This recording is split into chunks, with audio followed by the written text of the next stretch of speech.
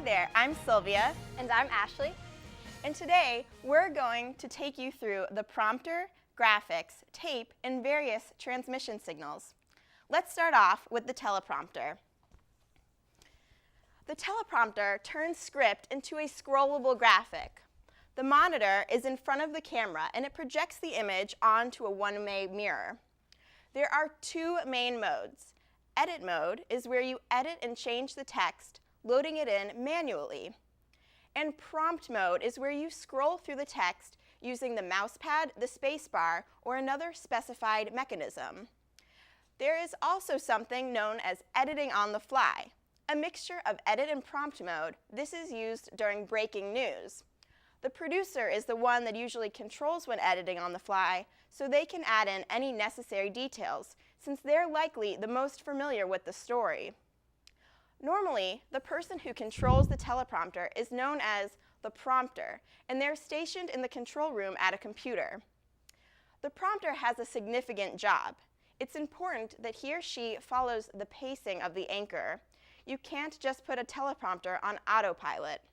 And now, Ashley's going to teach you a little bit about graphics. Thank you, Sylvia. So, to start off with, the person in charge of graphics is the graphics operator.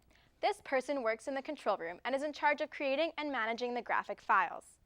Although we're familiar with many different graphics, such as motion graphics, 3D modeling, and animation, the book addresses these two main forms: character generation, or CG, and electronic still store, or ESS. CG is pretty much any basic text you see on the screen, such as news scrolls and credit rolls. ESS graphics are still shots and images. Here is an example of an ESS graphic. When these graphics are combined independently of one another, the term keying is used. So essentially, keying is the layering of one graphic element over another. Consider this example from the book. You have an ESS of the Grand Canyon, and there's a CG layered over it reading the Grand Canyon. The fact that they are keyed over one another allows them to act independently of each other. Another aspect that the book points out are DVEs, or digital video effects. These effects include visuals like the split screen, or the over-the-shoulder box, which the book refers to as anchor box. So how do all these graphics and effects play out on the screen? The process involves the graphics operator, the technical director, and the director. To begin, the graphics operator prepares the needed graphics on the computer ready for the technical director to access. When the director says, "Stand by downstream," the technical director prepares to activate the key that will place the graphics on the screen. The director will then say, "Downstream." The technical director then activates the key. The graphic now appears on the screen. When the director is ready for the removal of the graphic, the director says, "Ready to lose." At this point, the technical director prepares to deactivate the key. Finally, the director says "lose," and the technical director removes the graphic.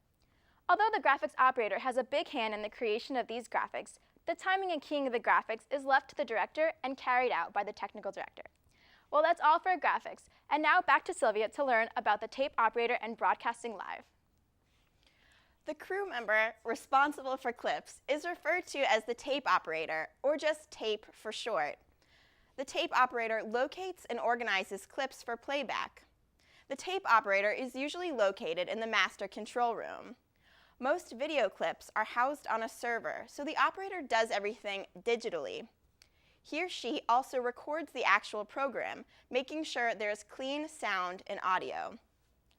An important term you should be familiar with is VTR, or video tape recorder. This identifies the various players the operator uses. The director uses specific commands to inform the tape operator when to perform various operations. First, the director will say, "Stand by tape A."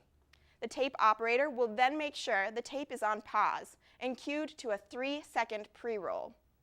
The director will then say, "Roll tape A."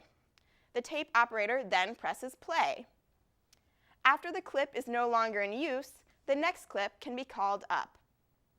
Lastly, I'm going to teach you a little bit about live shots and microwave and satellite remotes. A microwave truck acts as the actual live remote. It requires real-time audio and visual and uses a microwave signal. Satellite trucks are a little fancier. They're more expensive and can be used virtually anywhere because they have a much farther range.